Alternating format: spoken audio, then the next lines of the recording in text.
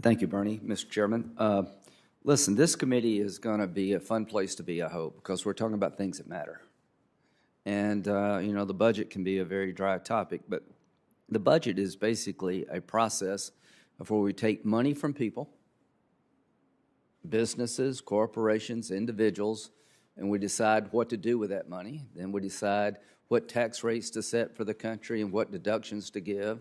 We're trying to set policy up here, taking other people's money to make sure the economy can grow and everybody in America can have a shot at the American dream. So the chairman rightly talked about small businesses and the effect his proposal may have on them. I want to spend a little bit more time in that. I worked, my family owned the Sanitary Cafe in Central South Carolina. My mom ran the restaurant/bar. My dad ran the liquor store on the other side of the panel, and downstairs was a 3-table pool room. When I got old enough, I ran that. We hired 1 or 2 people, depending on how business was. We were by no means rich, but owning your own business has a certain pleasure to it. And one thing I remember, Mr. Chairman, is that you can't get sick.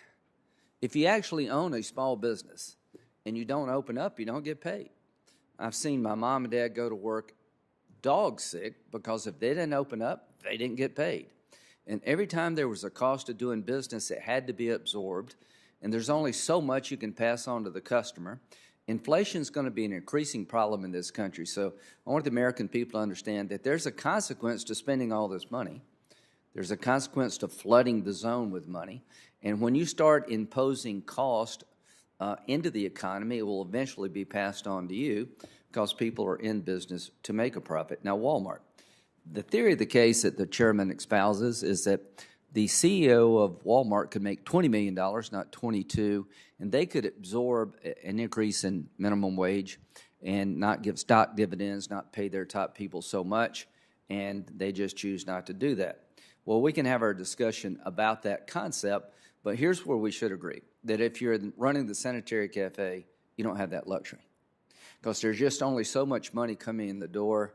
And if you have to double the cost of paying a worker, you're probably not going to hire anybody else.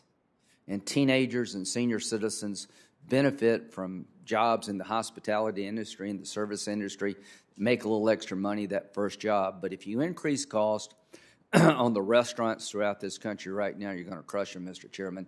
In South Carolina, it's anticipated that 50% of the restaurants that have been hit by COVID will never come back. The state government and local government are mandating reduced seating because of COVID.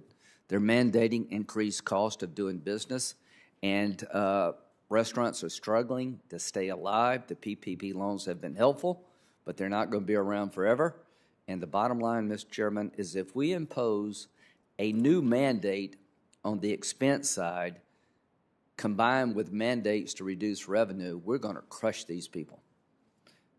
You have been championing this idea for a long time. I would just urge you that during the COVID crisis, the last thing the federal government should be doing is doubling the cost of doing businesses for small businesses in the hospitality service industry that are barely making it to begin with.